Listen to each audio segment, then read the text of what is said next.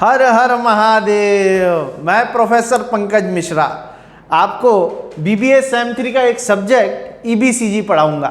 ईबीसीजी मतलब evolution of business and commercial geography. अब देखो, इवोल्यूशन का मतलब क्या होता है? एक चीज छोटी रहती है, धीरे धीरे धीरे वो बड़ी हो जाती है। जैसे हमारे पूर्वज, हम आज इंसान हैं, अरे हो कि नहीं हो, इंसान हो ना, देख लो ऊपर नीचे, इंसान में तो हो। तो जो इंसान है वो पहले वानर मंकी हुआ करते थे। जब हमारा धीरे धीरे इवोल्यूशन हुआ तो हम बन गए क्या? एक ह्यूमन बीइंग। अब मंकी और ह्यूमन में फर्क क्या होता है? देखो, फिजिकली भी और मेंटली भी थोड़ा थोड़ा फर्क होता है, पर ईमानदार तो मंकी ही होता है, ये बात तो समझ लो। अब मंकी और हमारा जो ब्रेन होता है वो अलग अलग होता है। उसको कई चीज़ें सिखाई जाती है, वो जो चीज़ें सीखता है उन्हीं को करता है, और हमें जो चीज़ें सिखाई जाती है हम उसको भी करते हैं, प्लस एक एक्स्ट्राऑर्डिनरी अपना दिमाग भी कभी कभी इस्तेमाल कर लेते हैं। तो इवोल्यूशन का मतलब क्या? जो थोड़े से शुरू हुआ था छोटे लेवल पर, और छोटे लेवल पर शुरू होते होते कैसे वो चीज़ बड़ी हो गई।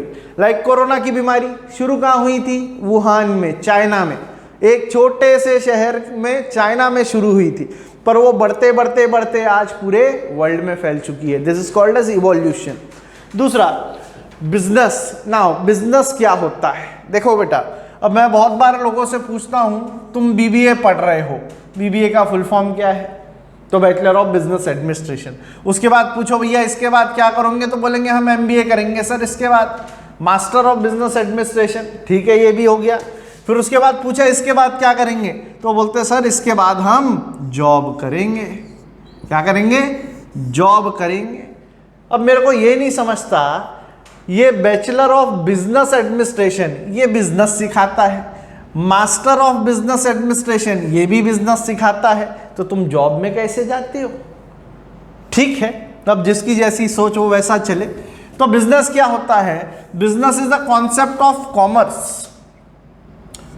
कॉमर्स, अभी मैं पूछूंगा कि कॉमर्स मिनिस्टर कौन है इंडिया का, तो वो भी कुछ लोगों को नहीं पता होगा, पर हम बीबीए में हैं, इतना हमको पता है।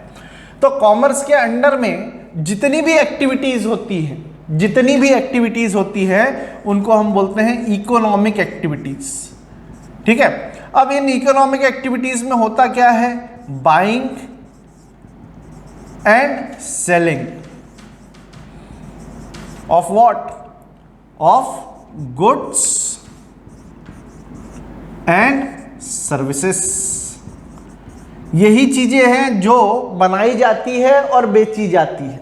अब बाइंग एंड सेलिंग हो रही है तो इसका मतलब कहीं ना कहीं इन चीजों को मैन्युफैक्चर भी किया जाता होगा, तो वो भी एक तरह की इकोनॉमिक कमर्शियल एक्टिविटी हो गई। अब इकोनॉमिक एक्टिविटी में क्या, सिंपल टर्म बताऊं, हम आइडेंटिफाई कैसे करते हैं इकोनॉमिक एक्टिविटी को? हर वो चीज जिसमें पैसे का इन्वॉल्वमेंट है, हर वो चीज जिसमें पैसे का इन्वॉल्वमेंट है और उसमें रेवेन्यू जनरेट हो रहा है, मतलब प्रॉफिट कमाया जा रहा है, तो उसे हम कहेंगे वो इकोनॉमिक एक्टिविटी है। आपने एक आदमी को, अंधे लड़के को रास्ता पार करवा दिया, वो सोशल एक्टिविटी है, वो इकोनॉमिक एक्टिविटी नहीं है। आप रास्ते से जाते हो, रास्ते में कहीं देखते हो कोई गाड़ी स्लिप करी, लड़की गाड़ी चला रही थी और गाड़ी स्लिप हो गई, लड़की गिर गई रोड पर, आप उसको दौड़ते हो, दौड़ते सभी दौड़ते, कोई लड़का गिर जाए तो कोई नहीं दौड़ने वाला, पर लड़की गिर जाए तो जो बुढ़ा होगा ना 60 साल का, वो भी कुछ ना कुछ सोचकर दौड़ेगा। तो वैसे ही हर इंसान दौड़ता है, उसको उठाएंगे, चाय पिलाएंगे, पानी पिलाएंगे, एम्बुलेंस, दुनियादारी, अदरक लहसुन सब करेंगे, बराबर। ये जो भी चीजें आप कर रहे हो, ये करने के पीछे का आपका उद्देश्य क्या है? हाँ, जो तुम सोच रहे हो वो भी उद्देश्य हो सकता है, पर हमारा उद्देश्य रहता है एक सोशल हेल्प करना। वो करने के लिए आपको किसी ने बोला था क्या? नहीं बोला था, आपने स्व इच्छा से, खुद की इच्छा से किया। अच्छा, कर लिया तो इसका एहसान माने नहीं माने लड़की आगे वाली, क्या पता, ठीक है, वो बोल दे नहीं आए वो बॉयफ्रेंड, तो वहीं पर तुम्हारा जितना किया धरा है सब खत्म हो जाएगा। उसके बाद एक और चीज आती है, वो चीज करने के तुमको पैसे मिले क्या? और पैसे नहीं मिले हैं तो वो आता है सोशल कैटेगरी में, कि वो सोशल एक्टिविटी है, इकोनॉमिक एक्टिविटी नहीं है। हर वो काम जो पैसे कमाने के लिए किया जाता है वो आता है इकोनॉमिक एक्टिविटी में। ठीक है, उसके बाद कमर्शियल, कमर्स में अपन ने देख लिया कमर्शियल एक्टिविटी क्या, buying and selling of activities, that is a part of business. अब इसमें एक चीज जो इन्वॉल्व हुई है वो है ज्योग्राफी। ज्योग्राफी का मतलब क्या, हिंदी में बोला जाए भूगोल, धरती गोल है भूगोल। हमको ये देखना है कि जो हमारा वर्ल्ड है, वर्ल्ड, पूरे वर्ल्ड की इकोनॉमी कैसे चलती है, ठीक है। अब जैसे देखो एक चीज आती है जिसको हम बोलते हैं डेट्स, वो वाली डेट्स नहीं बाबा, कौन सी वाली डेट्स, खजूर। खजूर, ये खजूर सबसे ज्यादा कहाँ मिलते हैं, पता है कहाँ मिलते हैं? ये मिलते हैं अफगानिस्तान, पाकिस्तान और ऐसे एरियाज जहां पर डेजर्ट्स ज्यादा है, डेजर्ट्स। अच्छा अब आपसे पूछूं, सबसे अच्छी चॉकलेट कोको कहां से मिलता है? इंडिया से नहीं, पाकिस्तान। सोच रहे पाकिस्तान के पास मिलेगा? उसके बाद अफगानिस्तान, बांग्लादेश, नेपाल, नहीं। सबसे अच्छा कोको जो मिलता है वो हमको मिलता है अफ्रीका से। अफ्रीका एक जगह है जिसका नाम है घाना, यहां से हमको सबसे अच्छा कोको मिलता है। अब मैं पूछूं भैया दुनिया की सबसे बड़ी गोल्ड माइंस या सबसे अच्छी, सबसे ज्यादा गोल्ड उगलने वाली माइंस, खदानें कहां पर है? इंडिया में नहीं है। कहां पर है? वो भी अफ्रीका में ही है, जोहान्सबर्ग नाम की जगह है, वहां पर है। तो हमको ज्योग्राफी के हिसाब से देखना है कि जो नेचर का डिस्ट्रीब्यूशन है वो सब जगह का अलग अलग है। आप इंडिया में ही देख लो, इंडिया का जो नक्शा है, जितने स्टेट्स हैं सबकी कुछ कुछ अलग अलग खासियत है। स्टेट्स तो छोड़ दो, अपन बाद में जाएंगे स्टेट्स में, पहले सिटीज में आ जाओ। नागपुर का संतरा फेमस है, आगरा का पेठा फेमस है, भुसावल के केले फेमस है, ऐसे हर जगह का। अब हैदराबाद के गन्ने फेमस है, वेस्ट बंगाल में चले जाओ, उड़ीसा में चले जाओ तो वहाँ धान की खेती, छत्तीसगढ़ मध्य प्रदेश धान की खेती ज़्यादा होती है, पंजाब हरियाणा की तरफ चले जाओ तो बासमती राजमा की खेती होती है। तो ये हर एरिया अपने अपने तरीके से बटा हुआ है और सबकी अलग अलग स्पेशलिटी है कि वहाँ पर वो चीज़ सस्ती मिलती है। वैसे ही आप वेस्ट इंडीज़ की तरफ चले जाएं तो वहाँ पर लौंग, इलायची, ये सारी चीज़ों का बिजनेस ज़्यादा होता है। आप जितने भी हमारे सिटीज़ हैं, स्टेट्स हैं जिनके बाजू में ओशियन या सी लग रहा है या बे ऑफ बंगाल लग रहा है, वहाँ पर मछली का, फिश का मार्केट अच्छा रहता है, फिश को एक्सपोर्ट इंपोर्ट वहाँ से ज़्यादा किया जाता है। तो ये सारी चीज़ें एरिया वाइज डिस्ट्रीब्यूटेड है। तो हमको ये देखना है ज्योग्राफी का कॉमर्स में रोल क्या है, ज्योग्राफी का कॉमर्स में रोल क्या है। तो अब इसमें बहुत सारी चीजें आती है। इसमें हमको मार्केट देखना पड़ता है। Now what is the market? Market is a place where you can sell the things और customer can buy the things. That is a place of buying and selling of goods and services, ठीक है। अब market कैसे बनता है? जैसे हम बोला जाए आज की डेट में गोल्ड के लिए सबसे अच्छा मार्केट कौन सा है? दुबई नहीं है, दुबई वाले खरीदते हैं, दुबई वाले खरीदते हैं। वो ऑयल का बहुत अच्छा मार्केट है। जितना भी आप गल्फ कंट्रीज देखेंगे, हाँ और एक चीज़ आ गई, जितनी भी आप गल्फ कंट्रीज देखोगे वो कंट्रीज ऑयल प्रोड्यूस करती है, कच्चा तेल जिसे बोलते हैं, और वही ऑयल को फिर पूरे वर्ल्ड में बांटा जाता है, ठीक है। अब इंडिया के पास ऑयल की तो कोई खुद खदान है नहीं कि वो मिल है, ड्रिल करे और वहाँ से तेल निकाल ले, तो ऐसा इंडिया के पास है नहीं। एक कृष्णा रिवर बेसिन में जामनगर में चल रहा है, बट वो भी इतना ऑयल डेवलप नहीं कर पाते कि पूरी कंट्री को फीजिबल सेटिस्फाई कर पाए। और एक चीज़ जो इंपॉर्टेंट है इसमें समझने के लिए, आप एक चीज़ बार बार सुनोगे, जो कुछ होता है उसका मूल कारण है नेचर, मदर नेचर, प्रकृति ही सबकी जननी है। आपके आसपास में देख लो, हर वो चीज़ जो आपके पास में है वो प्रकृति की ही देन है, वो नेचर की ही देन है। फिर वो लकड़ी का बैट हो या पेन हो या पेंसिल हो या लैपटॉप हो, लैपटॉप भी कहाँ से बना है? टेक्नोलॉजी आई है, टेक्नोलॉजी तो आई है, बट उसमें जो लोहा लक्कड़ इलेक्ट्रॉनिक इक्विपमेंट इस्तेमाल किए गए हैं वो सब नेचर ने ही दिए हैं। यहाँ तक कि तुम्हारा जन्म भी, हाँ जो तुम समझ रहे वो नहीं, वो भी नेचर की देन है, बाकियों के करने से नहीं। It is a natural process, that's why people get birth. तो it is a natural process, that is how things are done. तो सबसे पहली चीज़ क्या है? जो हो रहा है दुनिया में, हर हर महादेव, किसके वजह से हो रहा है? नेचर के वजह से हो रहा है। सब कुछ नेचर ही करता है। हर चीज की जननी कौन है? नेचर है। कौन है? नेचर ही है। अब इसमें जब तक हम टेक्नोलॉजी का उपयोग नहीं करते तब तक चीज़ों को हम और रिफाइनली यूज़ नहीं कर सकते।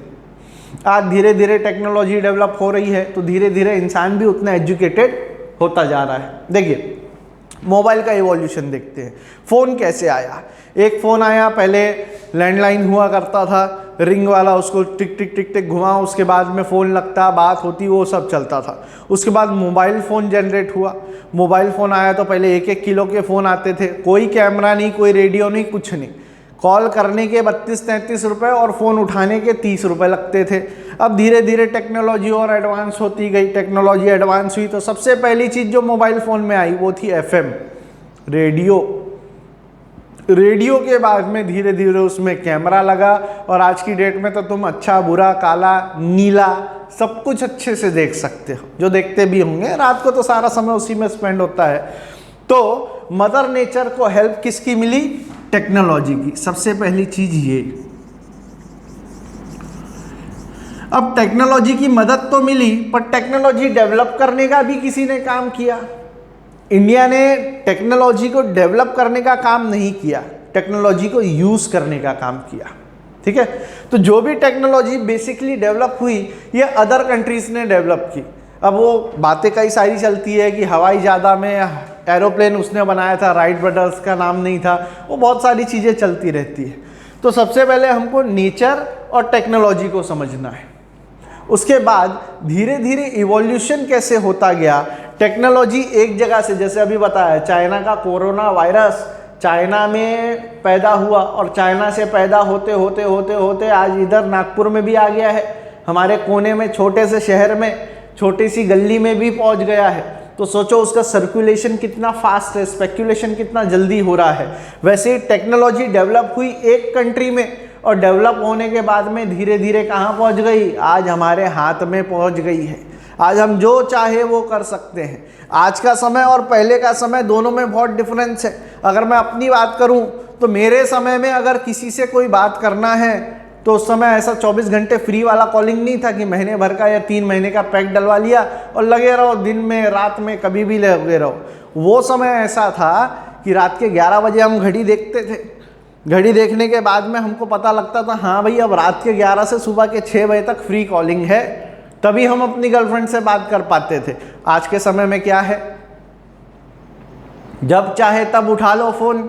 अच्छा, वीडियो कॉलिंग, हमारे समय में हमारे पास हमारी गर्लफ्रेंड की एक ही निशानी हुआ करती थी, क्या? एक छोटी सी पासपोर्ट की फोटो जो वो 2 लाती थी, एक अपने आई कार्ड के फॉर्म में लगाती थी और एक हमारे पास निशानी के तौर पर रहती थी। और उसको देखना है, मिलना है तो उसके घर के गली के चक्कर मारने पड़ते थे, 4 कुत्ते उसके बस्ती के वो भी पीछे पड़ते थे, 4 लोग भी देखने लगते थे और वो लड़की भी एक झलक दिखाती थी। पर आज के समय में क्या है, जब चाहो कॉल कर लो, वीडियो कॉल कर लो, हर हर महादेव कर लो, जैसा चल रहा है अदरक लहसुन चलने दो। तो ये है मदर नेचर। मदर नेचर के बाद में और इम्पॉर्टेंट चीज़ उसमें थी टेक्नोलॉजी। अब टेक्नोलॉजी के बाद में एक और इम्पॉर्टेंट चीज़ आती है जिसको बोलते हैं ह्यूमन बीइंग। ये टेक्नोलॉजी को डेवलप किसने किया? इंसान ने डेवलप किया। अच्छा, टेक्नोलॉजी को डेवलप करने के बाद उसका इस्तेमाल कौन कर रहा है? इंसान ही कर रहा है। तो बेसिकली देखा जाए जो EBCG सब्जेक्ट है इसमें हमको सबसे पहले तो वर्ल्ड की ज्योग्राफी को समझना है कि कौन से देश कौन कौन सी चीज़ों को प्रोड्यूस करते हैं और उसे कैसे दूसरों तक सप्लाई किया जाता है। सप्लाई चेन को भी इसमें समझना पड़ेगा। कोई भी कंट्री, अच्छे से सुन लीजिए, कोई भी कंट्री अपने देश के पॉपुलेशन का पेट भरने में सक्षम नहीं है, पूरी तरह सक्षम नहीं है। लाइक इंडिया की बात की जाए तो इंडिया के पास ऑयल नहीं है, तेल पेट्रोल नहीं है। हमको ये जो तेल है वो गल्फ कंट्रीज से इंपोर्ट करना पड़ता है और वैसे ही कुछ चीज़ें हमको एक्सपोर्ट भी करना पड़ता है। ऐसे हर कंट्री का हाल है। अब दुबई के पास आप देखेंगे उनके पास खाली लैंड नहीं है जहाँ पर वो खेती कर पाए, पीने के लिए उनके पास साफ पानी नहीं है, तो वो भी उन चीज़ों को कहीं ना कहीं से मंगाते हैं। ठीक है, अब इंडिया की बात की जाए तो इंडिया तेल मंगाता है, इंडिया और भी बहुत सारी चीज़ें, जैसे देखा जाए तो जितने इलेक्ट्रॉनिक्स आइटम है अभी तक तो चाइना से ही आ रहे थे, अब आत्मनिर्भर भारत होने वाला है, हाँ आत्मनिर्भर होने वाला है, वोकल से लोकल, लोकल से वोकल होने वाला है। तो अब वो चीज़ों को इंडिया में डेवलप करना शुरू किया जाएगा। बट अभी तक जो भी चल रहा था, हम ज़्यादातर चीज़ें इंपोर्ट ही कर रहे थे। इलेक्ट्रॉनिक आइटम्स हो गया, टीवी हो गया। आपके घर में आज ऐसा प्रोडक्ट ना हो जो चाइना का बना ना हो, ऐसे पॉसिबिलिटी हो ही नहीं सकती। कोई ना कोई चीज़, कम से कम आपके हाथ में जो मोबाइल है उसकी बैटरी तो चाइना की पक्के से पक्का होगी ही होगी। तो ऐसी चीज़ों को हम इंपोर्ट करते हैं जो हम बना नहीं सकते या जिसकी हमारे पास शॉर्टेज है। बट हम उन चीज़ों को एक्सपोर्ट कर देते हैं जो हमारे पास एम्पल अमाउंट, एम्पल क्वांटिटी में है। तो ये दो चीज़ें हमको याद रखना है कि पहला है मदर नेचर, और दूसरी बात क्या है कि जो भी चीज़ें बनाई जाती है वो टेक्नोलॉजी के हेल्प से ह्यूमन बीइंग ही इस्तेमाल करता है। और लास्ट चीज़ जो आपको बताई एक्सक्यूज मी, कोई भी देश अपनी पॉपुलेशन का पेट भरने में सक्षम नहीं है। They had to be dependent on other countries to feed their people. It can be either petroleum, gas, LPG etcetera etcetera. कोई भी चीज़ बाहर से हमको लेनी पड़ती ही है। अब आगे बढ़ते हैं। ईबीसीजी में आपको 4 यूनिट दी गई है। There are 4 units in this subject. तो इसमें जो चीज़ें शुरू होती है वो एक टाइमलाइन है। टाइमलाइन समझते हो? एक के बाद एक चीज़ें होने लगती है। पहले क्या हुआ, फिर क्या हुआ, फिर क्या हुआ। जैसे फेसबुक में टाइमलाइन आती है, वैसी ईबीसीजी में आपकी एक टाइमलाइन है। इवोल्यूशन कैसे हुआ, धीरे धीरे होता है ना। जैसे इवोल्यूशन में हम देखते हैं, जैसे एक लड़का है जिसका नाम है अमन। अमन की शादी हुई एक लड़की से, उसका नाम था सोनम। अब अनम और सोनम से एक बच्चा पैदा हुआ जिसका नाम रखा विनोद। विनोद की शादी हुई रानू से। अब ये विनोद और रानू से एक बच्चा पैदा हुआ जिसका नाम रखा गया राहुल। अब राहुल कुंवारा है, ठीक है। हमको इसमें देखना क्या है, इवोल्यूशन। 2 से 1, फिर 2 से 1, और ये फैमिली ट्री बनता गया। This is a kind of timeline. पहले ये आया, this is first, this is second and this is third, और इसकी शादी हो गई। अगर इस जन्म में हो गई तो सो ऑन चलता रहेगा। वैसे लड़का थाईलैंड भी बहुत जाता है। तो अब इसमें हमको टाइमलाइन देखना है एक एक करके। जैसे सबसे पहला आता है 1800 century.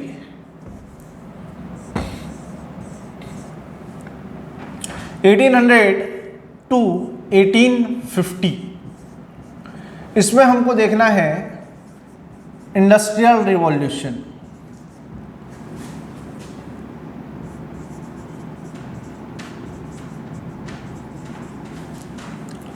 Industrial revolution. Industrial revolution का मतलब क्या? अच्छा, पहले तो इंडस्ट्री समझ लो। इंडस्ट्री क्या होती है? इंडस्ट्री हम किसको बोलते हैं? A group of firms. Group of firms is called as industry, ठीक है। आप फैक्ट्री में मत चले जाना, इंडस्ट्री और फैक्ट्री में बहुत फर्क होता है। Group of firms is called, जैसे लाइक देखो, मैं बोलता हूँ air industry, airline industry. Airline industry में अब क्या क्या आता है? बहुत सारी कंपनी हिस्से, लाइक एयर इंडिया है, इंडिगो है, स्पाइस जेट है। गरीबों कभी बैठे हो प्लेन में? मैं बैठा हूँ। स्पाइस जेट है, उसके बाद कतर है, एंड सो ऑन। तो अब हम क्या बोलेंगे, ये अलग अलग फर्म्स हैं। इन सबको जब जॉइंट कर दिया जाए तो ये बन जाता है industry. A group of firms is called as industry, ठीक है। बट उस समय जो इंडस्ट्री शुरू हुई थी उसके बारे में हम देखते हैं। ये जो इंडस्ट्रीज शुरू हुई थी ये मैन्युफैक्चरिंग इंडस्ट्रीज थी। मैन्युफैक्चरिंग इंडस्ट्रीज ये प्रोडक्ट्स को मैन्युफैक्चर करती थी। और 1800 से हमारे सिलेबस में दिया गया है, बट 1800 से अगर हम पीछे जाते हैं, मान लीजिए 1700 से लेकर 1800 तक की हम बात करते हैं, तो इस समय एक रिवॉल्यूशन आया था जिसका नाम था एग्रीकल्चर रिवॉल्यूशन। ये आपके सिलेबस में नहीं है बट बताना जरूरी है। एग्रीकल्चर रिवॉल्यूशन 1700 से 1800 तक एग्रीकल्चर रिवॉल्यूशन आया। 1800 से 1850 तक इंडस्ट्रियल रिवॉल्यूशन आया। 1815 के बाद में धीरे धीरे से इकोनॉमी डेवलप होने लगी। राइज ऑफ यूरोपियन बिजनेस हुआ। यूरोपियन बिजनेस चालू होने के बाद में सबसे पहले वर्ल्ड वॉर 1 आया। वर्ल्ड वॉर 1 के बाद फिर थोड़ा सा ग्रेट डिप्रेशन चला। ग्रेट डिप्रेशन के बाद में फिर वर्ल्ड वॉर 2 शुरू हो गया, फिर ग्रेट डिप्रेशन जैसी चीज़ें होने लगी और धीरे धीरे सो ऑन, ये धीरे धीरे टाइमलाइन बढ़ती गई। हमको कहाँ तक पढ़ना है? एक मूवी आई थी एयरलिफ्ट, जब कुवैत के ऊपर अरेबिया और बाकी अरब कंट्रीज़ ने जब कुवैत के ऊपर अटैक किया था, हमको वहाँ तक पढ़ना है। कुवैत के ऊपर अटैक किसने किया था पता है? अच्छा एक बात बताओ, करीना और सैफ अली खान के बेटे का नाम क्या है?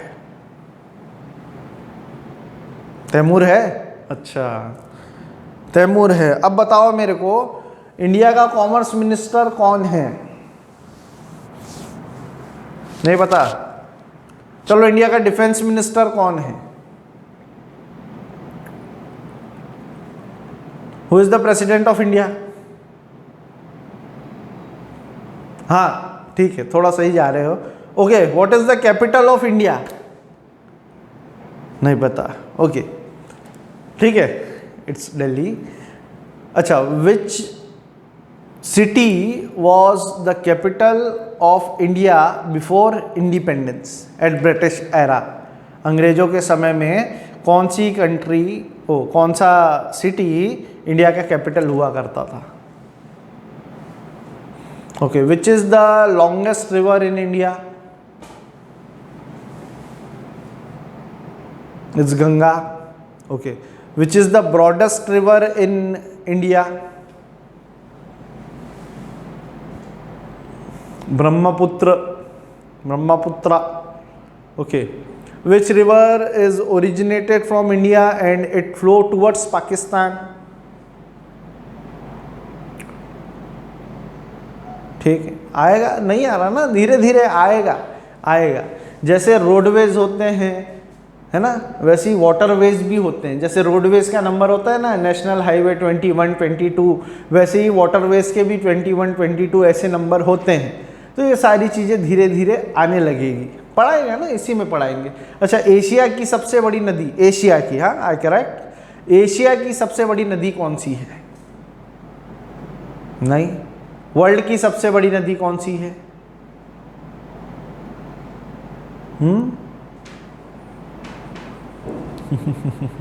बहुत कुछ पढ़ना है, अभी बहुत कुछ पढ़ना है। देखो ये जो इंडस्ट्रियल रिवॉल्यूशन होने लगा, इस समय बेसिकली जो ध्यान दिया जाता था वो था मैन्युफैक्चरिंग की तरफ। अब कोई चीज़ को मैन्युफैक्चर करना है तो उसके लिए पहले उसका रॉ मटेरियल लगेगा।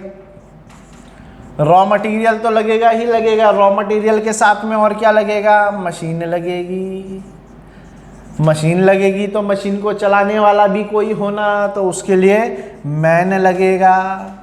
मैन आ गया तो हमको ज़मीन भी होना, तो उसके लिए हमको लैंड लगेगा। और ये चीज़ें को ख़रीदने के लिए अब रॉ मटेरियल के लिए पैसा लगेगा। फुकट में आएगा? ससुर है तुम्हारा, देगा फुकट में? शक्ल है देखे हो शक्ल अपनी? देखो, रॉ मटेरियल के लिए पैसा लगेगा, मशीन के लिए भी पैसा लगेगा। कोई फुकट में तुम्हारे यहाँ काम करेगा क्या? ज़मीन तुम्हारे ससुराल ने दहेज में दिया था क्या? नहीं। तो इन सब चीज़ों को करने के लिए जो हमको लगेगा वो है मनी, पैसा। पैसा होना बेटा, पैसा है तो सुख है, और पैसा नहीं है तो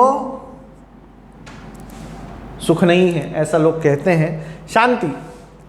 देखिए, अगर हमारे पास रॉ मटेरियल है तभी हम कुछ मैन्युफैक्चर कर पाएंगे। अब तुम्हारे पास अदरक लहसुन नहीं है तो तुम चाय कैसे बनाओगे? उसके लिए दूध, चाय पत्ती, शक्कर भी होना, अदरक से तो होगा नहीं। बाकी के इंग्रेडिएंट्स नहीं है तो तुम बनाओगे कैसे?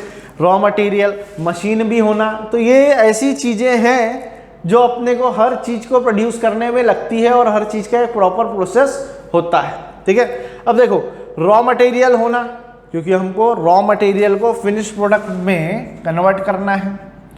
फिनिश प्रोडक्ट बनाने के लिए बाकी की चीज़ों की भी ज़रूरत पड़ेगी, लाइक मशीन है, मैन है, लैंड है और मनी है। ये सारी चीज़ों का इस्तेमाल कर कर हम एक रॉ मटेरियल को फिनिश प्रोडक्ट में कन्वर्ट करते हैं। ठीक है, सिंपल एग्जांपल देता हूँ, जैसे गन्ना है, गन्ने को देखते हो, गन्ने का जूस पियो कभी, गरीब हो, गन्ने का जूस, गन्ना यहाँ मिलता है 7 रुपये गिलास पास में, नमक अलग से डलवाओ तो 1 रुपया एक्स्ट्रा देता है। ठीक है, तो ठीक है, वो प्राइस को छोड़ दो। वो गन्ने की एक मशीन होती थी, तो उसमें क्या होता है, रॉ मटेरियल सबसे पहले कहाँ से आया, उसके लिए रॉ मटेरियल क्या है, गन्ने के लिए शुगर केन। अब ये शुगर केन कहाँ से आया जी, मदर नेचर, भगवान, हर हर महादेव। कौन लाया, शुगर केन कौन लाया, नेचर, प्रकृति ने पैदा किया। तुम केवल बीज डाल सकते हो, बाकी पैदा करने का काम किसका है, नेचर का है। तुम जाकर गन्ने को खींचोगे क्या बीज डाल के, अबे निकलता क्यों नहीं, ऐसे निकालोगे क्या, कुछ और निकल जाएगा। ठीक है, तो शुगर केन को पैदा किसने किया, मदर नेचर ने। ठीक है, उसके बाद हम देखते हैं मशीन, तो उसको गन्ने को पेरने के लिए, जिसको बोलते हैं ना, ऐसे बीच में डालो तो ऐसे दबा दबा कर गोल गोल कर कर उससे जूस बहने लगता है नीचे, तो वो गन्ने को दबाया जाता है, मरोड़ा जाता है और उसके बाद में उससे जूस निकलता है।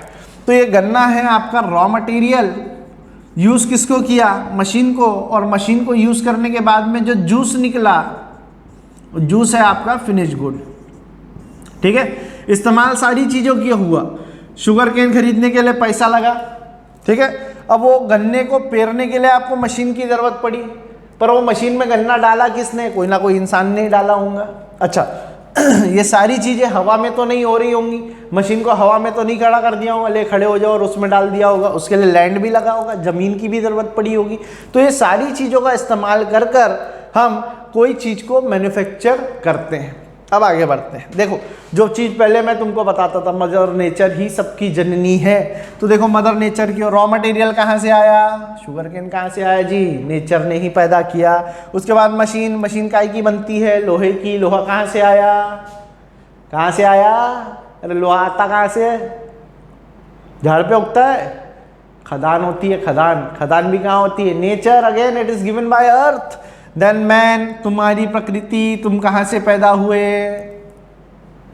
नेचर से पैदा हुए, वो नहीं। उसके बाद land, land itself is a part of economic ecosystem, so it is also mother nature. Money, okay, ये एक चीज है जो इंसान ने बनाया